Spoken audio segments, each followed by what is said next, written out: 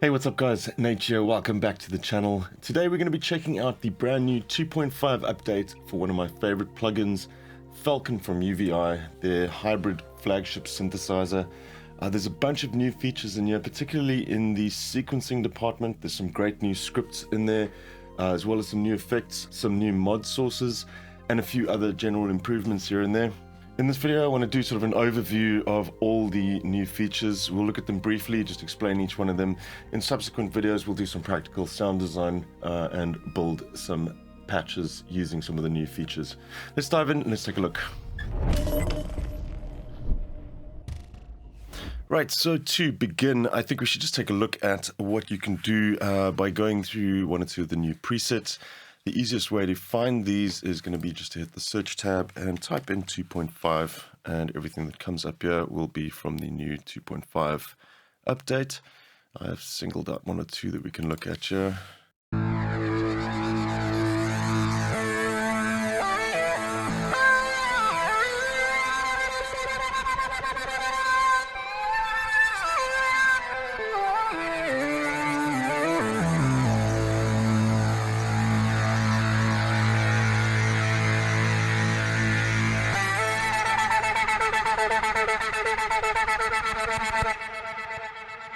Here's one utilizing some of the new sequencing scripts.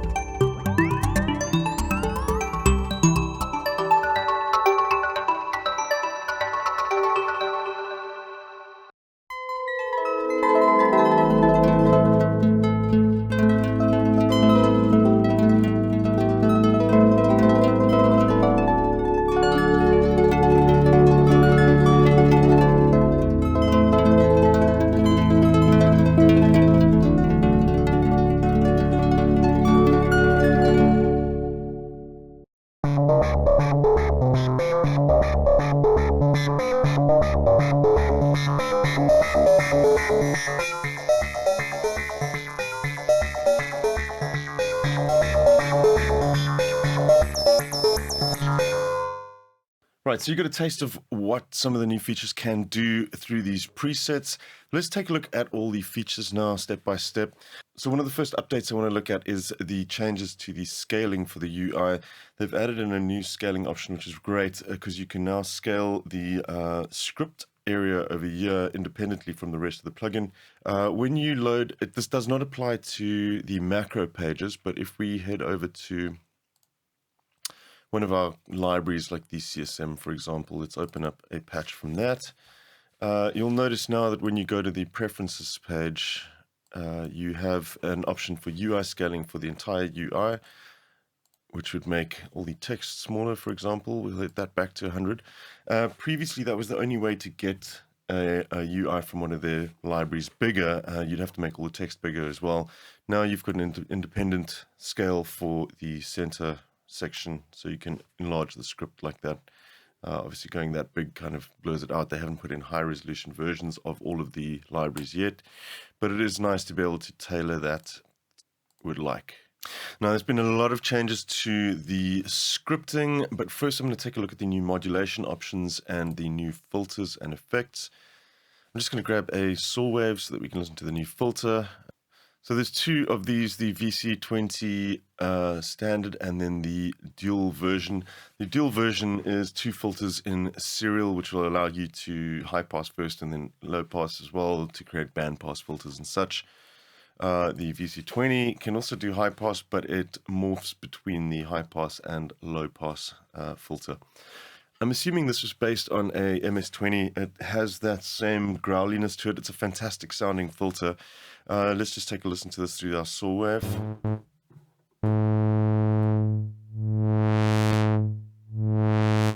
And we'll dial up the resonance.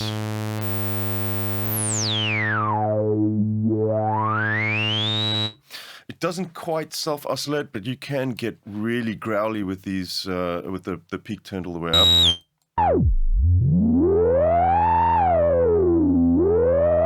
Got that nice screeching character to it. And you can adjust this even further. You have controls for the trim of the resonance or the peak as well, so you can essentially boost that even further.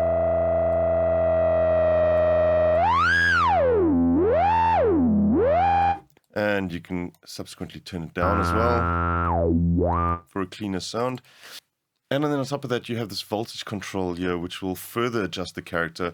The resonance becomes more prominent as you bring this down.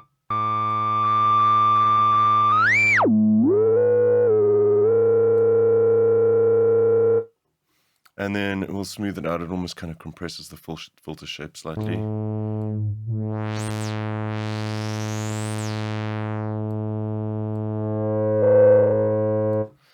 Then you have key tracking, and then as I said, you can blend between the high pass and low pass modes.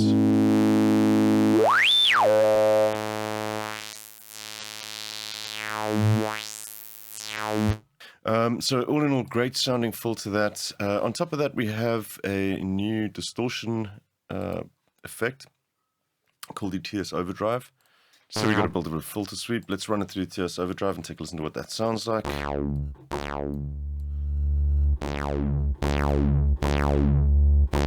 So that's just from the input voltage. Let's drive this a little bit. A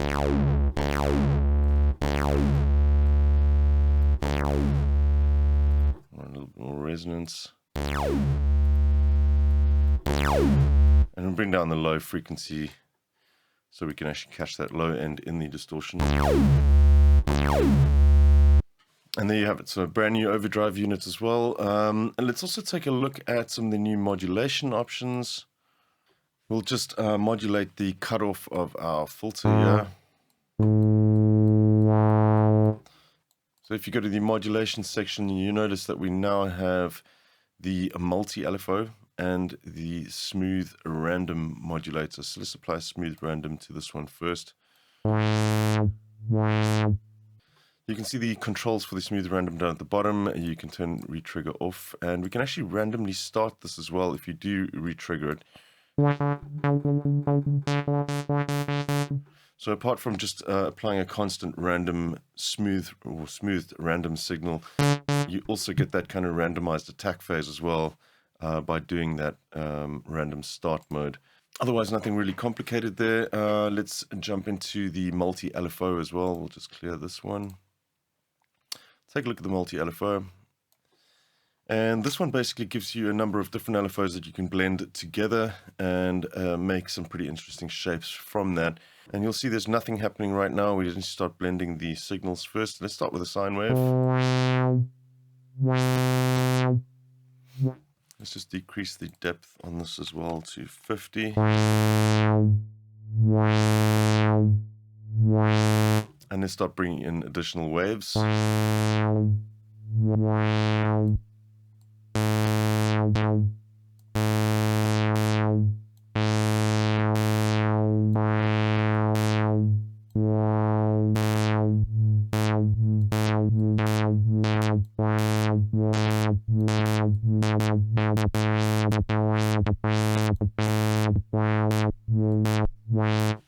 And of course, these can be modulators as well, so you can have these shapes constantly evolving over time.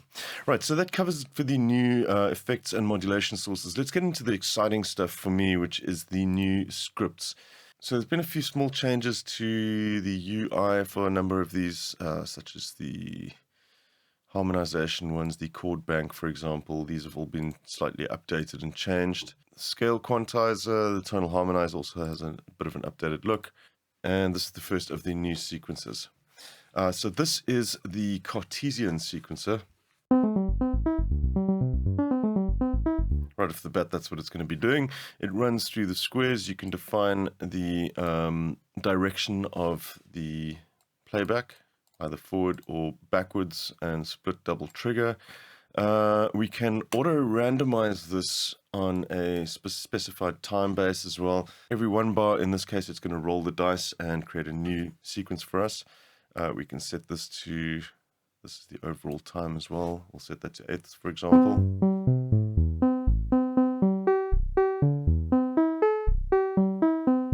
We can adjust the amount of subdivisions inside the square.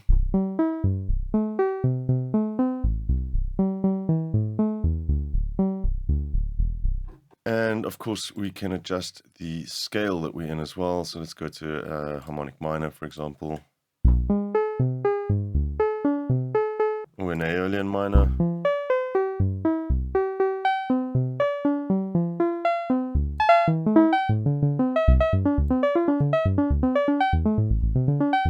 And of course, you don't need to have these on random as well. Clicking and dragging, this will change the note that it's at. 0 being obviously the same note that you trigger this with. The higher you can go up to 2 octaves up. You can use this for slightly simpler patterns without using the randomization tools as well.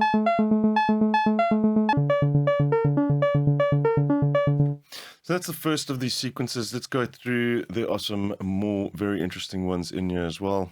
We've seen the Euclidean sequences before in Falcon. They introduced a few updates back, but they have included a new Euclidean sequence here as well. So this is the Euclidean drum sequencer, which I've actually covered on the channel before. There is also the tonal one, which generates actual sequences for you. So like that.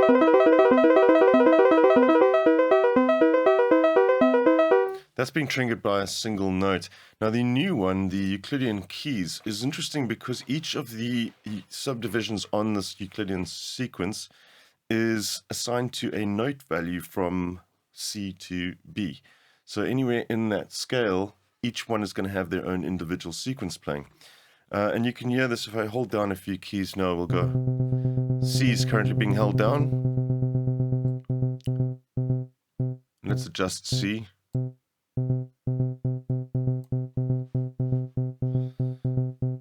And let's say bring in a G now.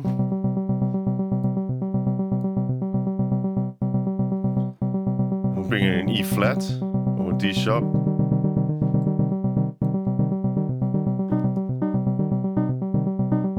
So you can see each individual key has its own pattern to play through, and we'll take a listen to one or two of the presets and you can kind of just hear what's going on there. Let me just bring up the key mapping section so you can see the keys I'm holding down in this instance.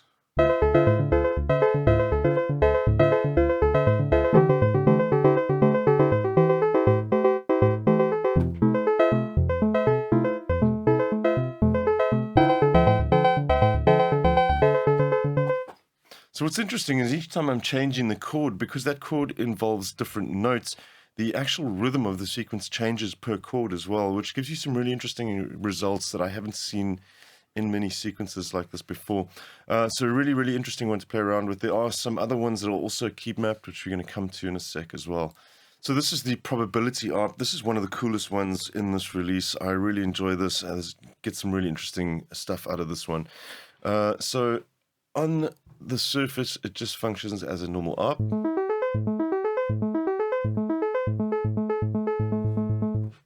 There you have it. And what you can do now is you can start dialing in parameters, but each one has a probability amount as well. So if I hold down a single note now with 1 octave at 100% probability, it's going to play that octave every single time. If we back down on the probability now,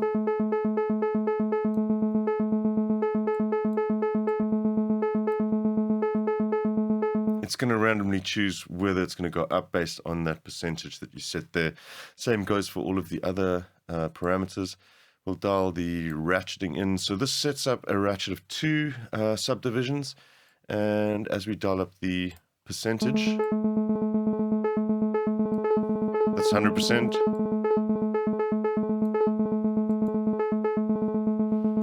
Same goes for the skip. So this one is 100% chance it will skip every second note. We can do 100% chance we'll skip every third note and so on. And then we can back off the percentage.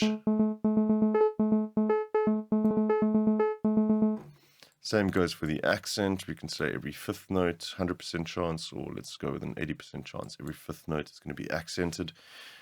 You can turn off auto and then actually set a scale for this as well. But we'll leave that to auto and then bring up the harmonization as well. So you can check that out, in addition to the direction and panning. We'll hold down a chord. change the direction, change the panning, and I really got to just put on a delay for this. It's screaming for a little bit of delay. We'll set this to 8th note dotted, just bring up the feedback a little bit, and we might as well just chuck a little bit of a reverb in here too.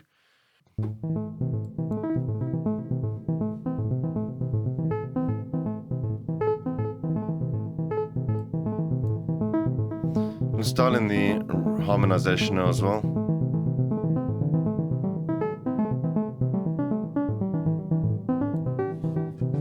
And I'll bring in some extra notes.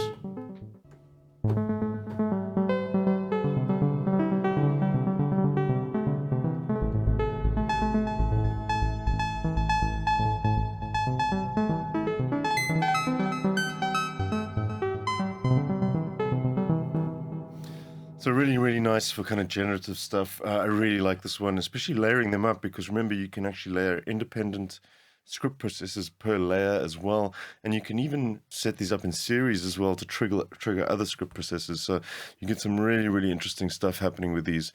I'm going to move on to the next one, another key specific one. This is a rain sequencer. Also gives you some really interesting kind of patterns. I'm going to quickly, this one runs from the top down.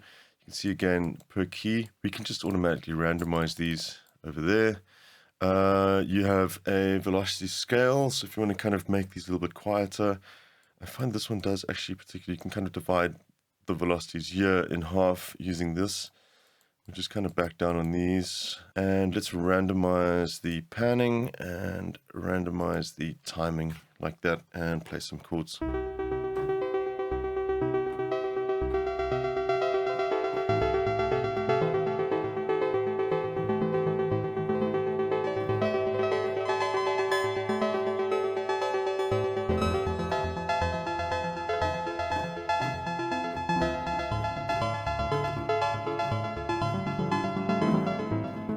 Stepline, as you can see, has had a bit of an update to its UI. This is the warp sequencer, another one that's pretty interesting. So you'll see it's playing 16th notes here currently, the hit rate. The mutate is going to send it up in octaves. Can adjust the gate. The global rate is how long this section takes. We'll set that down to 2, for example. Now you can draw in a curve that will warp the speed of the sequence. So the hit rate is currently 16. That's when it's at the middle section of this. If we draw in, let's just grab one of the preset curves. We'll go to a sine wave. Watch what happens now.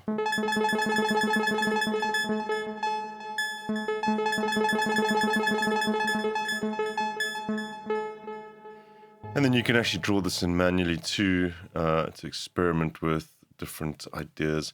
This actually works pretty well when you're working with stuff that's not as percussive as what we currently have. If you start feeding this into stuff which has a bit more of an attack to it, for example.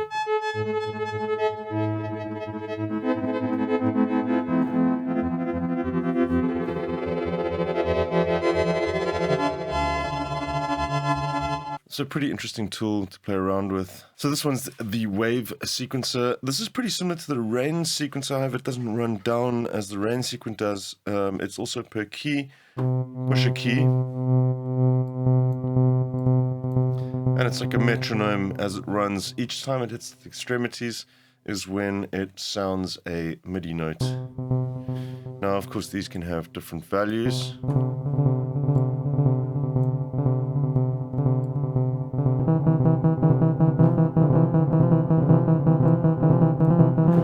And so forth. We can just randomize all of these once again. Again, these ones I find work really well when they're at slower speeds.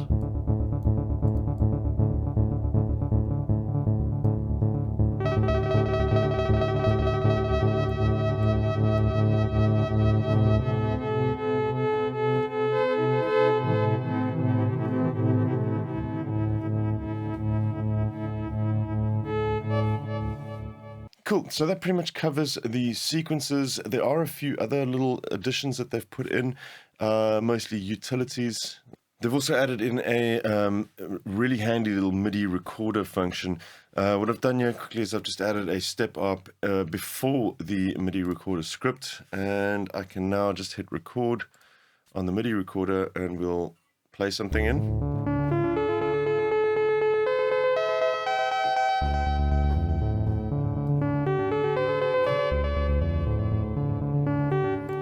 Once you're done, you can just hit stop, and all you need to do then is grab this little section here. You can actually grab the MIDI and export it into your DAW, all the output from any of these sequences, the range sequences, wave sequences, you have it, and even the randomly generated stuff. You record a section as much as you want, and you can bake it down into a MIDI file that you just drag and drop onto another instrument if you so wish.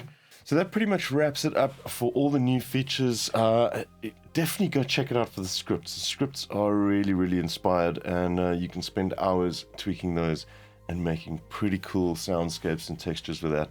There's going to be a follow-up video to this one where we'll just design some sounds from the ground up using some of the new features as well.